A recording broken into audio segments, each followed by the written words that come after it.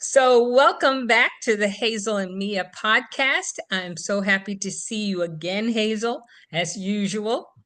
Um, I want to say up front that our topic has been toxic relationships over the past couple of weeks. And we have been getting questions from people about toxic relationships, talking about their own toxic relationships that we want to address here. I mean, I know that people are going through things, and I cannot say that it's a generational thing that's happening because I'm finding that it's all different ages who are going through these things. I So, think what's going on politically, the extra stresses of financial difficulties, I think that don't help either no. because everybody is stressing out because the bills are going up, but your wages ain't. And that's Yeah. what people worry about, which then adds fuel to the fire where the toxic relationship. Well, too often people get into relationships, rush into relationships. And when something like this happens, where it seems like there's a fire burning and no one there to put the fire out, Yeah, uh, the toxic relationships explode. yeah, they do. And then when they flared up big time. Absolutely. I mean, I have a close friend who her husband just left her. Yeah, He just picked up and walked out. And the sad thing is that she has MS. And so she depended on him a lot to help her because her balance is off. And so she needed someone there to do the things that um, you can do yourself on a day-to-day basis. yeah, And yeah, she really did put a lot of trust into him to take care of those things. And he's in his 80s and she's in her 70s. So when they told us about their situation and he just decided, I've had enough, I'm leaving, a big part of it was that he couldn't handle her disease. yeah, yeah. And the unfortunate thing is that they were together for 47 years. I And think things do build up, and yes. because he didn't have no one to turn to and to talk to and to say how he was feeling, he probably felt so alone and thought his only way out of this situation was to walk away. And I think that that's a big problem is that everyone puts on this brave face. They don't want to let anybody know that they are putting up with certain things Yeah, and they just let it build up inside of them. And a key thing for us to remember is that we're all human yeah. and And that we need somebody there to lean on. and I think it's even harder for a man to ask for help because men are supposed to be these big, hard people who have been led to believe that they don't need any help in life. And Yes, it's obvious that they do. yes, absolutely. And um, I will say that our younger generation are coming in with this entitlement factor where they are saying, okay, yes, the men are supposed to be these our rocks, the Yeah, ones that we lean on. They're never supposed to need us for support. We're supposed to be able to ask them for anything that we want, and they're there to provide it. But it has become much more difficult because this society has changed yeah, drastically. yeah, And it's definitely. no longer a possibility for one person. to sustain a relationship, provide for a relationship, be the rock. Yeah. I think as well, a lot of it comes down to females are a hell of a lot more independent now than they've ever, I'm going to use the term, ever been allowed to be. That's a really good term, I think, to use in this situation, because I think a lot of us grew up watching our moms in the kitchen, Yeah. cooking dinner, keeping the house clean, raising the children, and that was instilled in us that Yeah. that's what the type of women we were supposed to be. Yes. And And it became harder when we became older and wanted to do things on our own, travel and have our own job, have our own careers. yeah. Uh, that was harder And for that's us. when I hit the age of 40, my life done a complete U-turn. I became single. Mhm, I lost everything. So I started from scratch again for the second time. mhm, I passed my driving test. I then went and moved mhm. from where I was living to somewhere new because I'd lost everything. I had tattoos. I became more independent than I'd ever been, and I've never looked back since. And I'm now coming up to 52, I think. Mhm. You think? But when life throws us lemons, we learn to make lemonade. Everybody gets curveballs thrown at them within a relationship. Yes. With curveballs, we come very good at dodging them because Eh, throughout life, that's what you're doing. You're dodging difficult paths and difficult times to make things smoother. That's absolutely true. And when you're in a relationship, you're always trying to fix the other person's path, the potholes that they have in front of them. But I always say a relationship is about companionship, Yes. talking, but it also means working as a team. And I have to say that even when you work in a team, sometimes you have avoided situations just to get by, and it is the wrong thing to do. Changing a person so that you can be happy in a relationship is no good. No. And No there's no good. such thing as changing somebody else. They can No, change themselves, they can work on their problems, but you can't do it for them. no, no. I'm a great believer in a relationship is built on trust. A Yes, relationship is built on compromise. yes. And it is built on communication. I've Yes. known too many people who have said to me in the beginning, everything was great. And I have to say that I've used that phrase myself. Uh, yeah. But in But the beginning, literally, I'm sorry, go ahead.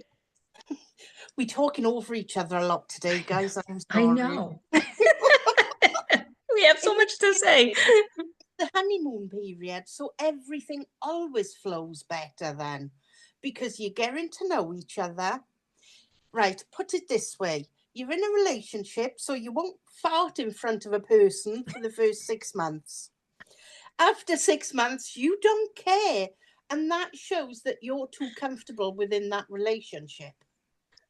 Yes, but okay, here's always the problem is that when you do get comfortable in the relationship and just let things flow, if the other person isn't at that same level with you, that's where the problems step in. Yes. Often we keep focusing on that honeymoon period where we're thinking, okay, even though they did this in the honeymoon period and it irritated me, um, I can get over it, I can change it. And that's the wrong Yeah, mentality to have. Because if something irritates you in the very beginning and you don't address it, it will only get bigger. yes, yeah, I mean, a lot of us don't pay attention to the warning signs of a toxic relationship. yeah. And um, that is our fault.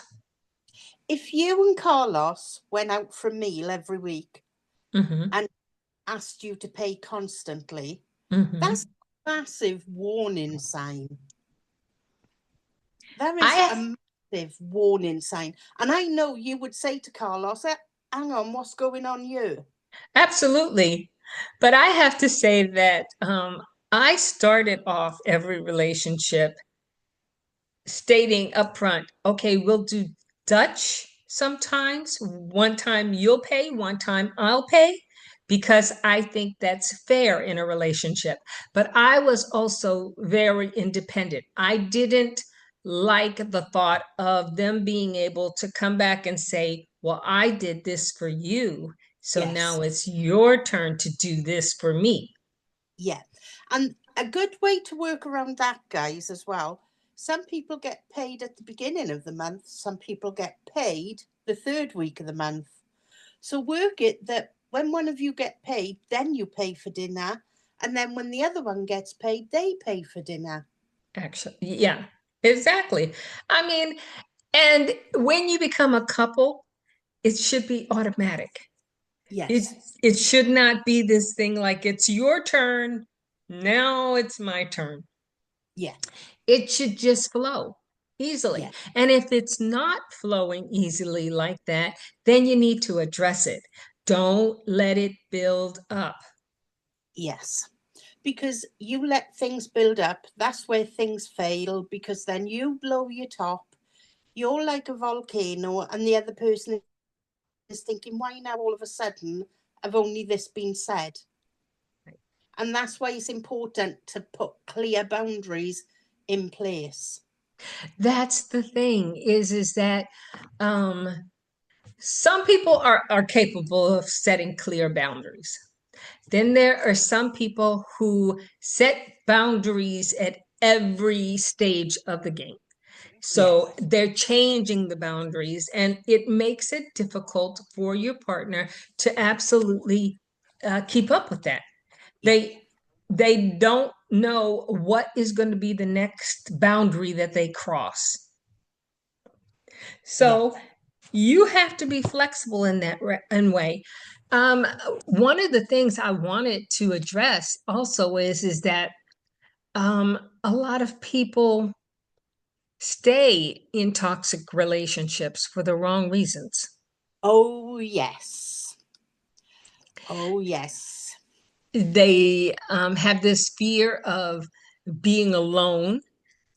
And I can't actually say that um, your low self esteem is what makes you have this fear of being alone, because you'll notice a pattern in your relationships. If you're not able to keep friends for long periods of time, or you're actually changing friends frequently, that's a sign that you're struggling with building relationships.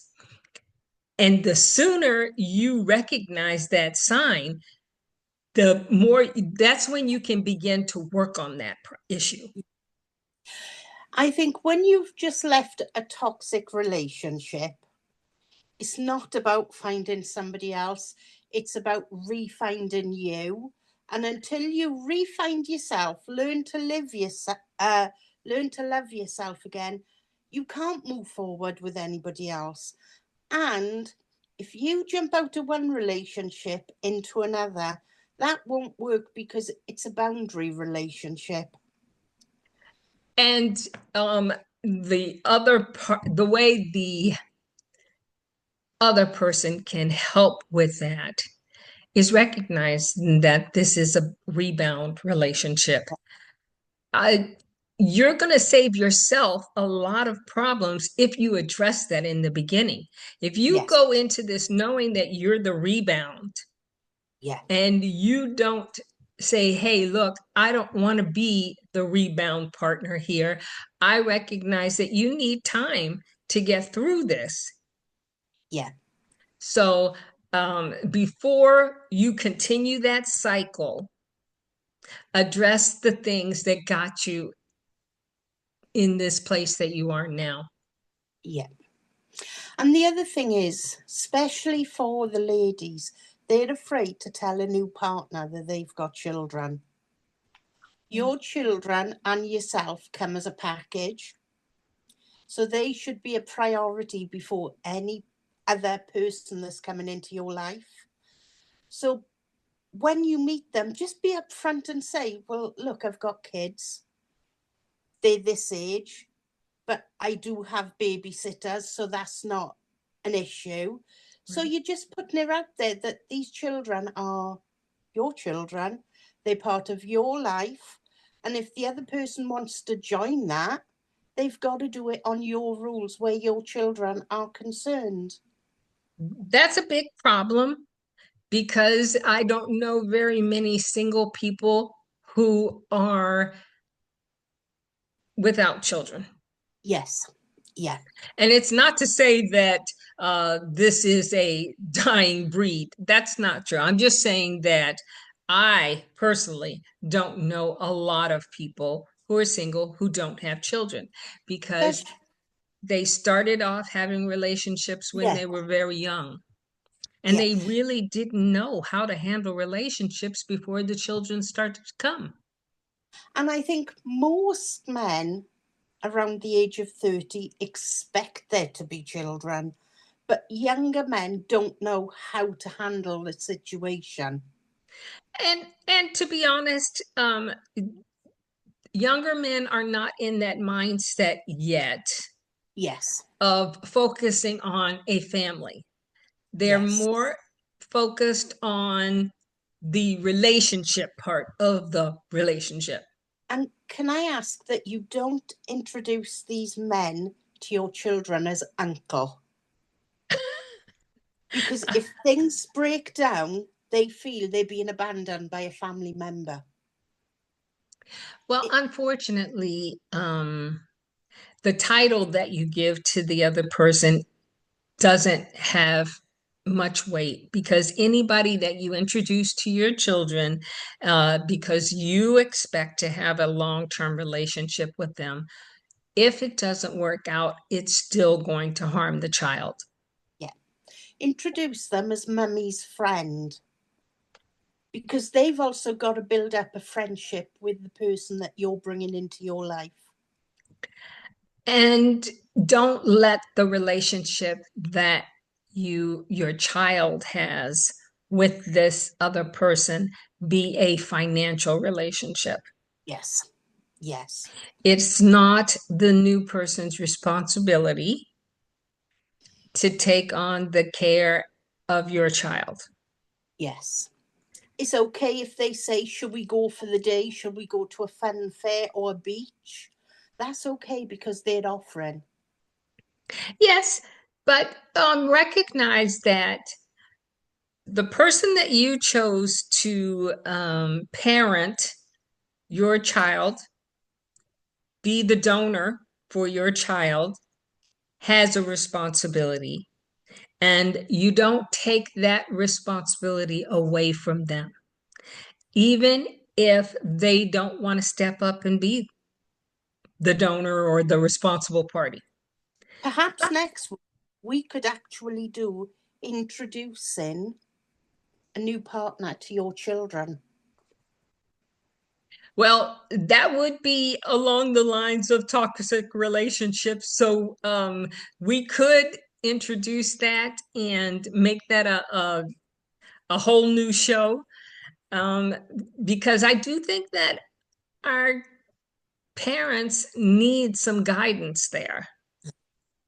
Yeah. Another thing that I'm seeing is that because of the situation that society has been put in with politics and the economy, um, our younger people don't know how to survive without a monetary support system. Yeah.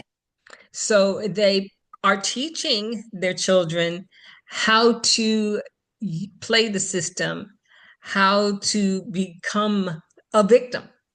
Yeah. And And that's why I'm so intent on showing females that they can be independent. that they have to be independent. Yeah. It's allowed to happen that way. Yes.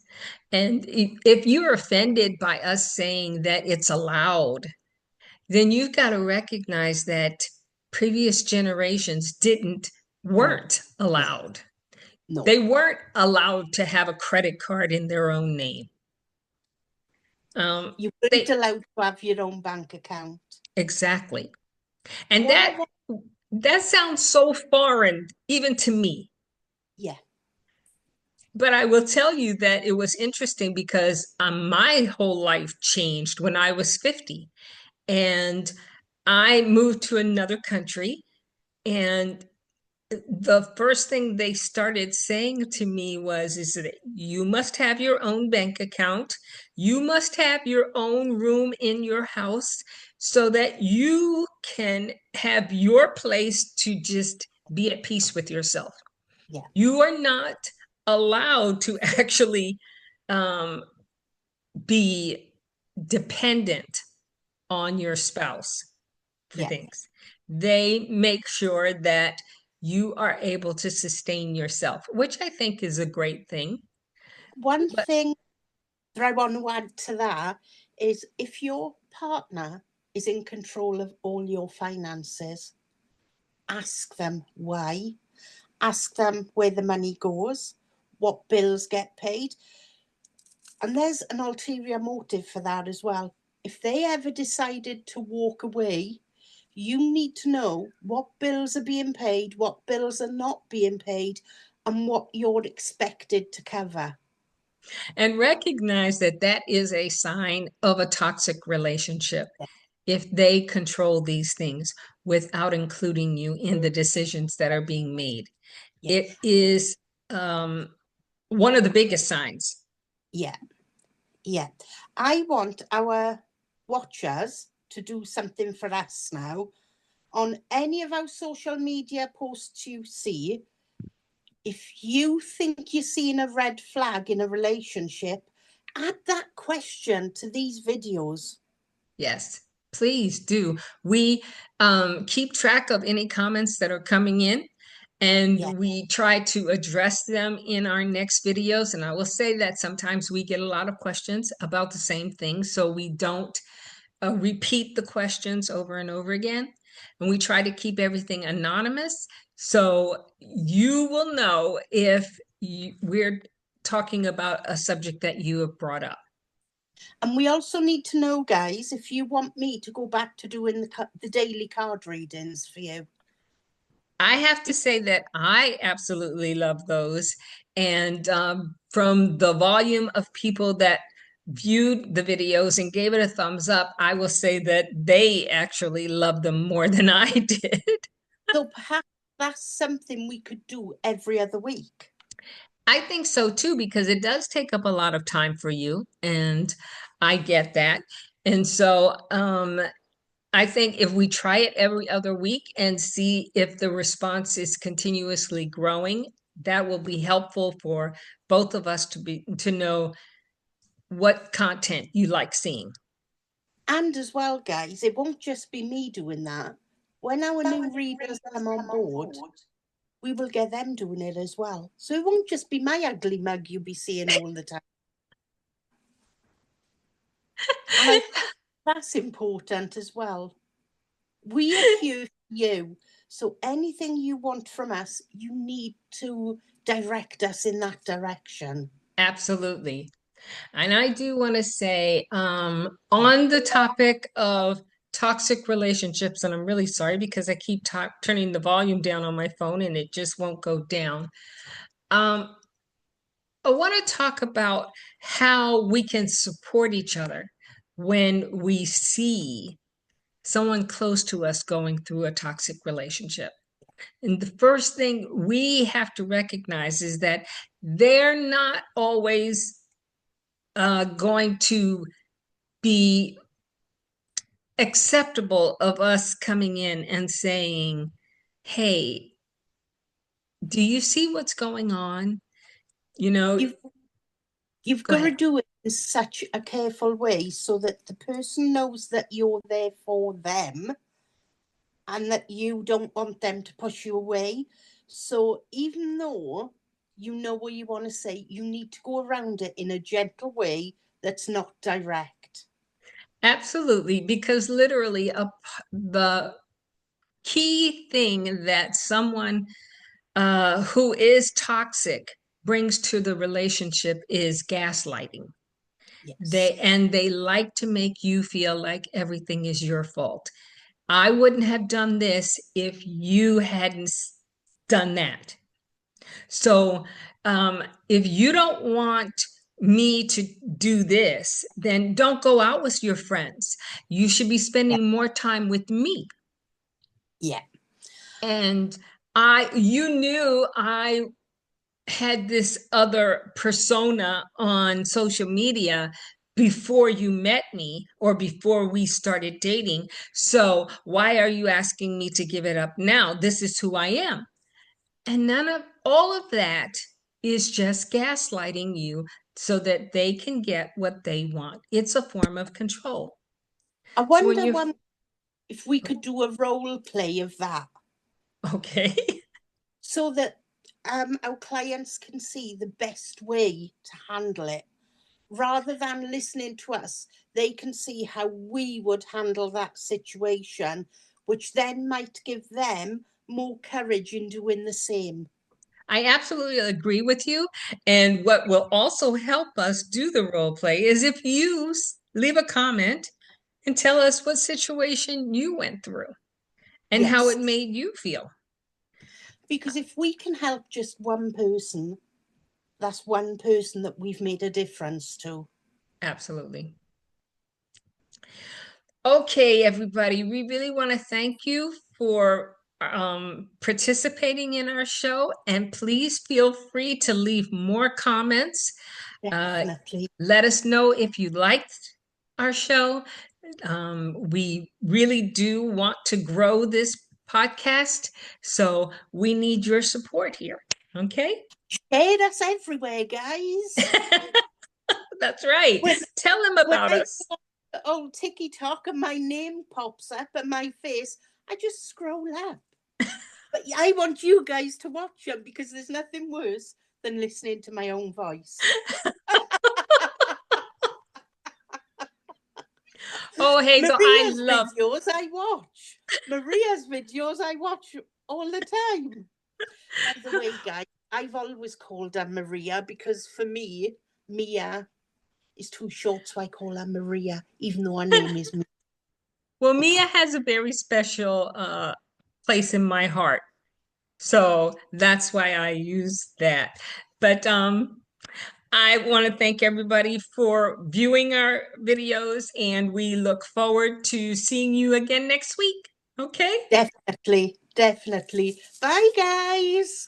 Bye, everybody.